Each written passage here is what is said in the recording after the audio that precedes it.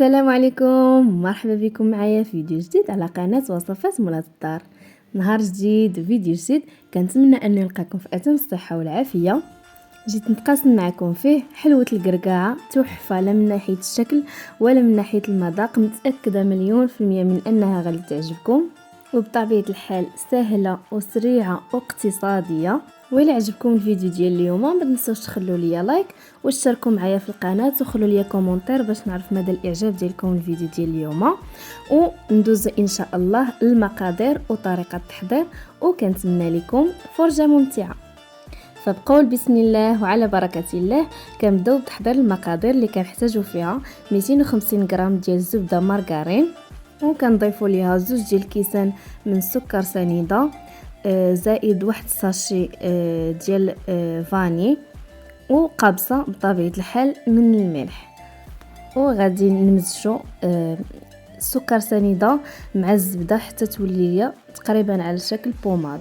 فما ترددوش انكم تجربوا معنا الوصفه ديال اليوم، لانني متاكده بانها غادي تعجبكم بالبساطه ديالها. كتقام اقتصاديه، يعني بلا كثرة المقادير وبلا كثرة التعقيدات، وكتجي بطبيعة الحال راقية لا في الشكل ولا في المذاق.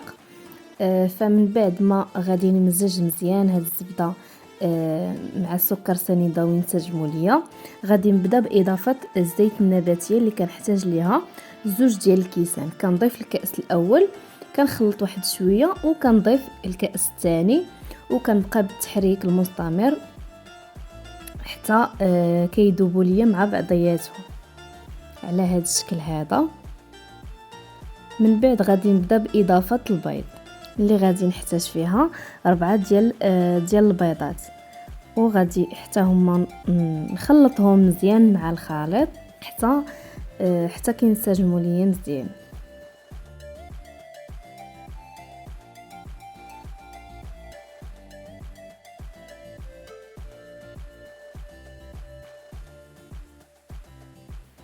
فمن بعد ما كينسجموا ليا جميع المكونات، كنضيف لهم واحد زلافه ديال الزنجلان اللي كيكون منقي وما كيكونش محمر، يعني كنديروه هكاك. فزلافه النص ديالها كنطحنوا، النص الكميه كنطحنوا، والنص الكميه ديال الزنجلان كنخليه هكاك صين، وكنخلط بطبيعه الحال. وكنبدا باضافه الدقيق اللي كيكون خاص بالحلويات. كنضيفو تدريجيا، وكنزيد ليها ملعقه اللي كتكون صغيره بزاف من خميره الحلويات، لانه الا كثرتوا الخميره ديال الحلويات ما كيبقاش محافظه على الشكل ديالها. حنا ما بغيناش انها تنفخ لينا بزاف، فكنبقى نضيف الدقيق شويه بشويه وانا كنجمع.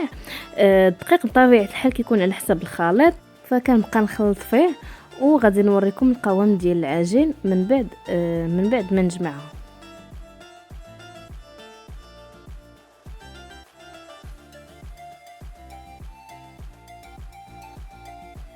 وهذا هو الشكل ديال العجين من بعد ما جمعنا الخليط. كيف ما كتشوفوا راه كتكون رطبه.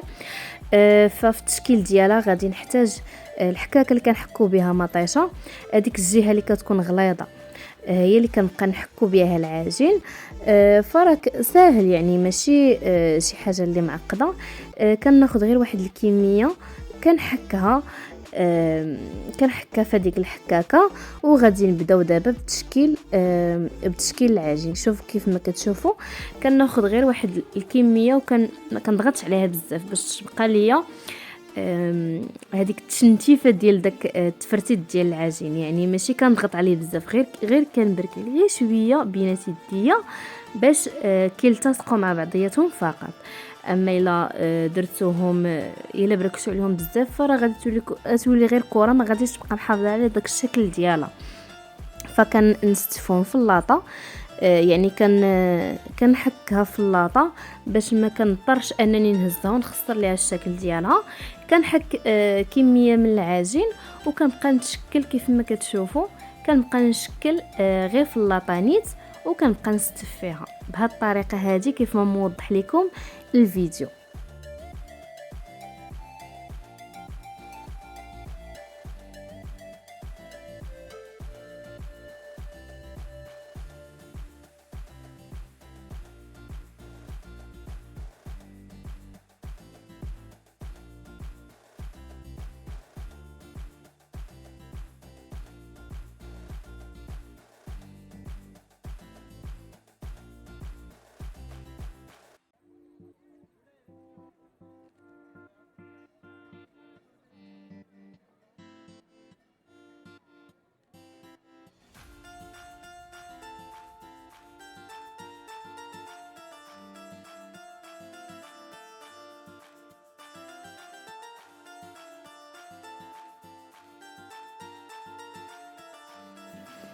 فكيف ما كتشوفوا هذه هي يعني كنديروا ديك الحكاكه اللي كتكون غليظه هي اللي نقدروا نشكلوا بها بهذه الطريقه.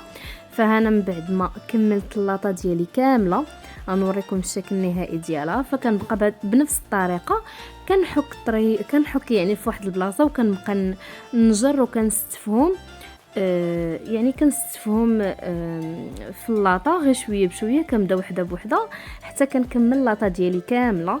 شوفوا الشكل ديالو شحال كيكون زوين، يعني زواقوا منه ما كيحتاجش تيساليو تزوقوه. وهذا هو الشكل النهائي ديالو من بعد ما طاب. فكتعرفوا يعني الطياب ديال الحلويات كيفاش كيكونوا. فكنشعل لهم من التحت حتى كيطيبوا، عاد كنشعل ليه شويه من الفوق باش يتحمر. ما تحمروهمش بزاف باش ما يجوكمش يابسين. وهذا هو الشكل النهائي ديالو من بعد ما طابوا في الفران. فكخطوه اخيره هو كنضيف لهم القليل من الشوكولاط الاسود باش كنزديهم وكتعطيني الشكل ديال القرقاعه. فرا كيف ما قلت لكم راه ساهله ما فيهاش تعقيدات واقتصاديه كيف ما شفتوا.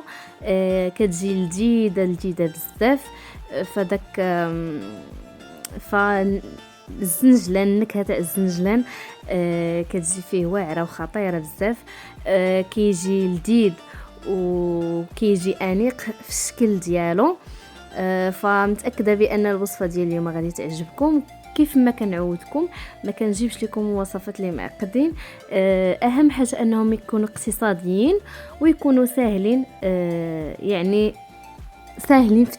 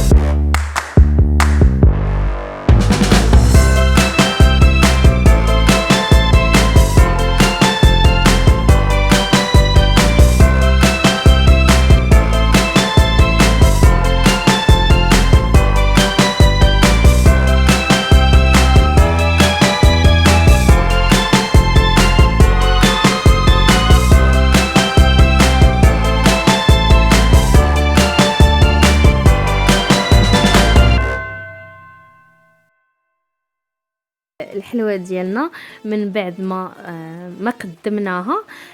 فكيف ما شفتوا انا حطيت لكم زوج حبات من الحلوه مع زوج حبات من الكركاع. فكيف ما كتشوفوا راه ما تفرقوش ما بين الحلوه ما بين الكركاعه.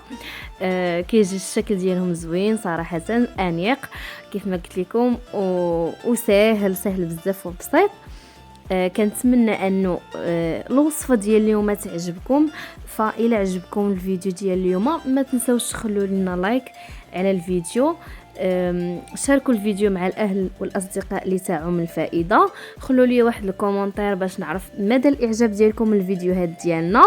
وغادي نخليكم مع هذه المشاهد الرائعه ونتلاقاو ان شاء الله في نهار جديد وفي فيديو جديد. والسلام عليكم.